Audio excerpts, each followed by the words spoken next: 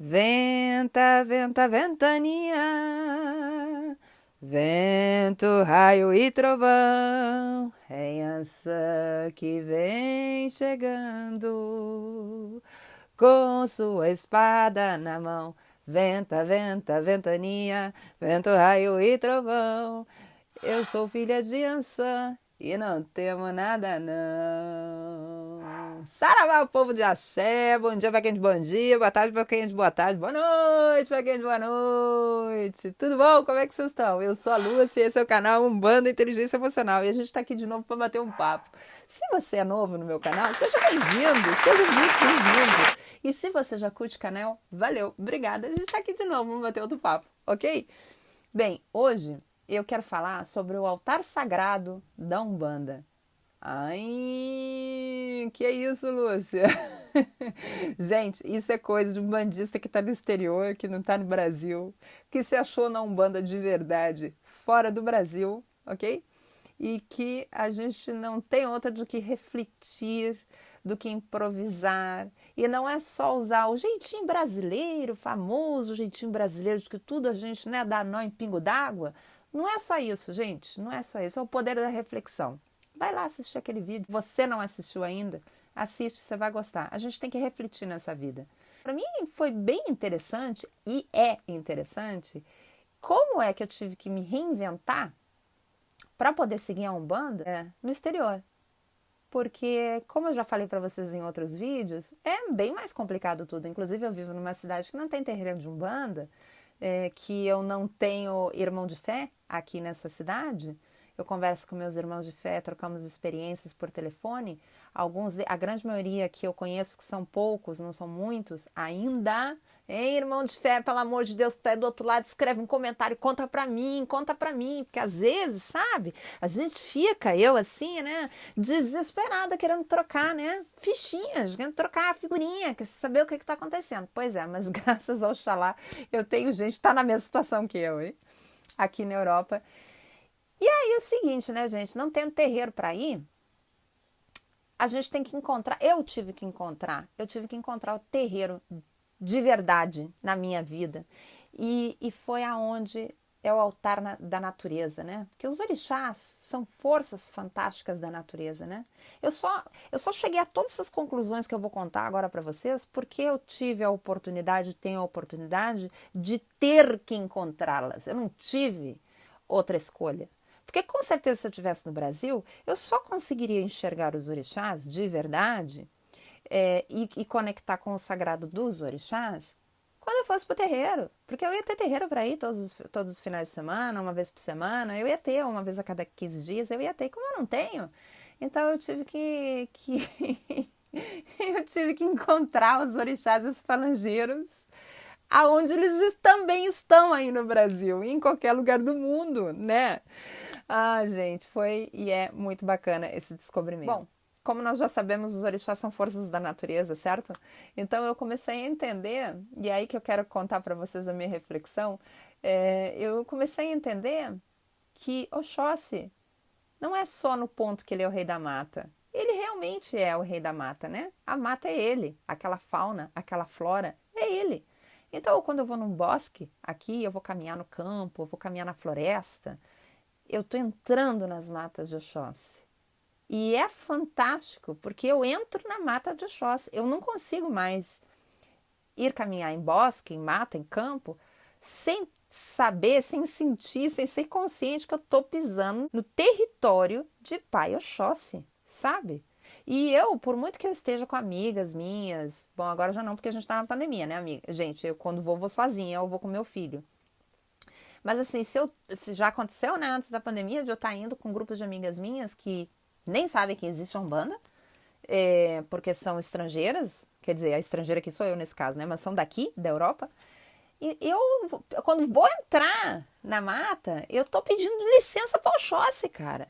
E também tô pedindo licença para Exu da Mata primeiro e para Pombagira da Mata primeiro, porque eu também entendi isso, que tem os guardiões de cada elemento da natureza no qual um orixá é representado, ok? Ou o orixá representa esse elemento da natureza. Qual versão? Para mim, as duas. Então, Aí eu chego perto de uma cachoeira ou de um riozinho, né? Mamãe Oxum. Oxum. Eu não consigo não saudá-la, não saravá a mãe Oxum, nem que seja com a minha cabeça. Quando eu olho para as montanhas, eu morei alguns anos na Áustria e lá tem os Alpes, né, gente? Eu estava subindo, quando eu estava pelo caminho de subir a montanha, estava saravando a Ogum, porque é o caminho para chegar no cume da montanha. Caminho a Ogum, né, gente? E eu estava ali agradecendo ao Ogum que ele tivesse aberto aquele caminho para eu e tantas outras pessoas passarem, porque eu ia chegar lá e ia saravar Pai Oxalá, que são os lugares mais altos, né? Poder de força do axé de Pai Oxalá, né? Eu chegava lá em cima, eu não conseguia dizer que... Não conseguia estar mais em cima de uma montanha sem dizer saravá Pai Oxalá, epa babá, meu pai. Ai, que outro exemplo, gente? Ai, quando venta. Mas não só quando venta, claro, minha mãe amada, dona da minha cabeça nessa encarnação. Fantástica, mas não é só quando venta, é quando passa uma borboleta. Uma borboletinha, eu enxergo Yansan ali. Ou inclusive nas águas desses rios que tem várias quedas assim, e que tem aquele canto que faz tipo um redemoinho assim no rio. É Yansan ali também, é ele Yansan gritando. Aí eu vou lá, fico olhando aquela parte do rio e digo: epa, rei, minha mãe Yansan, saravá senhora, minha mãe, saravá sua força, minha mãe. Sabe? E eu sinto com o meu coraçãozinho, eu sinto aquilo. E que outra coisa, gente? No mar, né? Mas no mar, no mar pra gente que é brasileiro, né? Isso é mais comum, né? Pelo menos para mim sempre foi muito comum, né? Inclusive, quando eu não tinha me identificado ainda como um bandista 100%, eu sempre fui aquela que fui na beira do mar, qual é o brasileiro que não pula 7 ondas, né? Pede licença para algum beira-mar e entra no reino de Iemanjá. Pois é. No mar, é claro, né? Saravana Mãe Iemanjá, algum beira-mar também. E aprender... Isso sim, eu tive que aprender a entrar em cemitério. E entendi por que quando eu entrava em cemitério, antes de ser um bandista, quando eu saía de lá, saía mal ou ainda estava mal. Mas não foram tantas vezes que eu estive mal dentro do cemitério e não foram tantas também que eu saí mal de lá. Isso não é verdade. Mas sim é puramente verdade que eu adorava e até hoje adoro, sim, sou um ser estranho, visitar cemitério. Adoro, sempre adorei desde pequena. Vocês acreditam que eu tinha 9 anos e eu pedi de presente para minha mãe me levar para conhecer cemitério? Sempre adorei ficar dentro de cemitério, porque me sinto uma paz tremenda. Adoro ficar dando volta em cemitério. Uma vez um bandista aprendi, né, como entrar com segurança espiritual dentro de um cemitério e sair, e também não entro mais em nenhum cemitério que não seja dessa forma, da forma umbandista, para poder ter a proteção que tem que ter a nível espiritual, né, gente? Total, eu encontrei aí no altar da natureza todo aquele axé, toda aquela necessidade, aquela sede que eu tinha de ter um terreiro, pelo amor de Deus, eu comecei a pensar que tem que ter um motivo muito específico pelo qual eu estou fora do Brasil sem ter as condições de frequentar um terreiro. E não por isso eu vou deixar de desfrutar, no bom sentido, nem por isso eu vou deixar de curtir, nem por isso eu vou deixar a minha fé de lado. Pelo contrário, isso fortaleceu muito a minha fé, sabe, gente? Eu encontrei realmente no altar da natureza onde os orixás estão, os domínios deles, né? Que normalmente aí no Brasil se faz, né? Dentro dos terreiros, as oferendas e depois, se pode, se leva para o domínio, né? Se entrega no domínio do orixá. Pois para mim, ir ao domínio dos orixás é um momento que eu entro no terreiro. Esse é o meu terreiro. É o domínio dos orixás, porque não, um terreiro físico não tem, não. Pelo menos por agora não tem, gente. E isso me fez fazer uma reflexão imensa e observar muito a natureza. Observar a natureza. E eu fiz um curso de teologia da Umbanda para poder realmente começar a compreender a religião mais profundamente, porque eu tinha, como boa brasileira que eu sou, eu tinha informações sobre a Umbanda. Também eu já contei para vocês que eu fui frequentadora de Candomblé e também de Umbanda. De Umbanda não tanto, mas eu fui mais no Candomblé. Então eu sim tinha informações, mas eu considerava que eram superficiais e eu necessitava ter mais informação. Como eu não tenho um terreiro, não tenho acesso a um terreiro físico, eu sentia falta da doutrina, ou seja, de aprender. E aí eu fiz um curso de teologia, que por sinal foi no canal do Márcio Caim. Um beijo, pai, sua bênção. O canal Umbanda Boa, gente. Lá eu fiz um curso de teologia. Sombra, Newton, um beijo muito grande, um beijo para toda a família Umbanda Boa, para a Adri, para todo mundo, obrigada. Foi fantástico, eu aconselho quem queira saber. Tem muitos cursos, né, gente, de sacerdotes muito sérios que explicam sobre a Umbanda. E a história da Umbanda, e os orixás, e eu tenho certeza que terão muitos cursos. Eu posso falar para vocês e aconselhar aquele curso que eu fiz e que eu me senti muito acolhida e aprendi bastante. Então, entre o que eu aprendi no curso, eu refleti, que é isso que eu quero falar para vocês. Tenha um pensamento crítico. O ser humano, ele é falho. Todos nós somos falhos. Mas a espiritualidade de luz, aqueles falangeiros fantásticos que estão aí, sempre à disposição para nos ajudar a evoluir, eles só podem nos ajudar se a gente der esse ok. Qual é o ok? A gente tem um pensamento crítico e adicionar valor, como eu disse em outro vídeo para vocês. A gente tem que adicionar valor ao conhecimento que nos entregam. Como é que a gente adiciona valor a um conhecimento? Bem, a gente recebe um conhecimento e a gente tem que transformar em ação aquilo que nos entregaram como conhecimento. Ou seja, no meu caso, eu recebi o conhecimento completamente esmiuçado sobre a história dos orixás, sobre a representatividade dos orixás dentro da nossa Umbanda, e eu fui encontrando cada um deles, cada aspecto deles, no altar da natureza. Só que também fui observando que cada lugar que eu passava, eles sempre estiveram ali. E também desenvolvi um jeito bem interessante, que é eu descobri que eu posso sair de forma mundana de casa ou sagrada. Eu decido, depende, ok? Qual é a diferença? Forma mundana de sair de casa é quando a gente que toca o despertador de manhã, a gente acorda, escova o dente, toma café, escova o dente de novo, veste, vai embora, vai trabalhar, sai porta fora, vai trabalhar. Essa é a forma mundana de sair. A gente está conectada na terceira dimensão e é o corre-corre e é o que a gente tem que fazer e bora lá. Beleza. E tem a forma sagrada, que é aquela que eu me preparava e dizia, ok, eu vou entrar em contato com o terreiro, com o meu terreiro.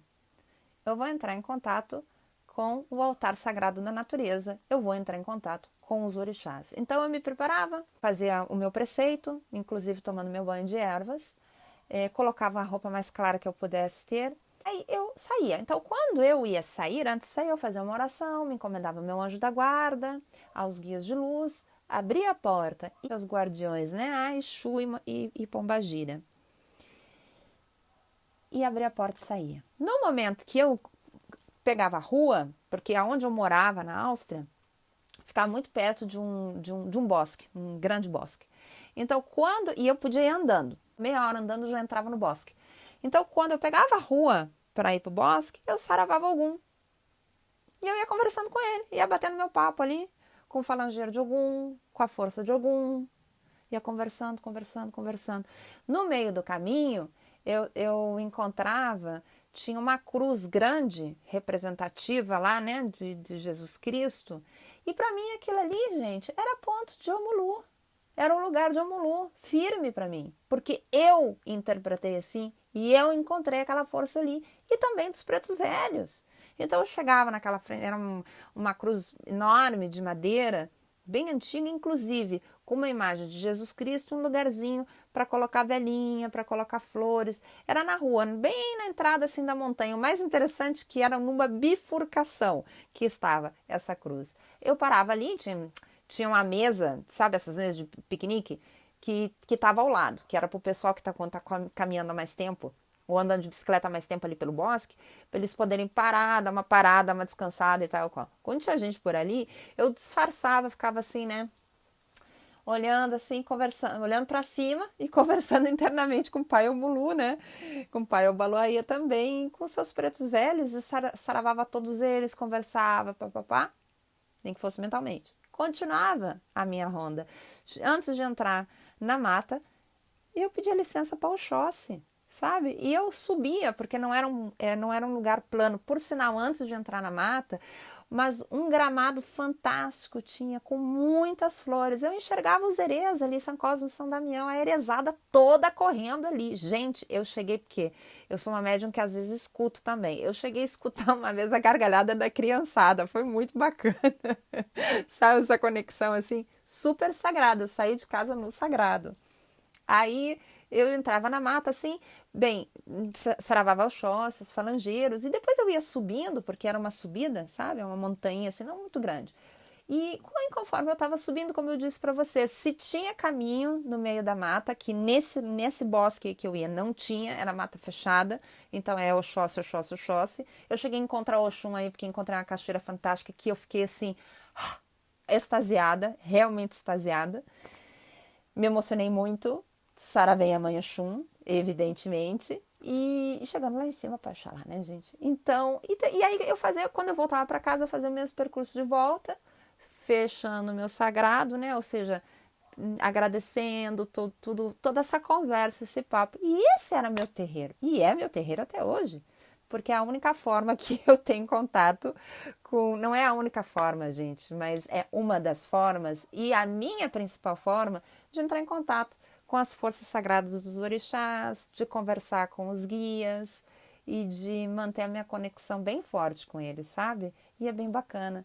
E aí, esse é o altar sagrado da natureza, que está aí na frente dos nossos olhos todos os dias.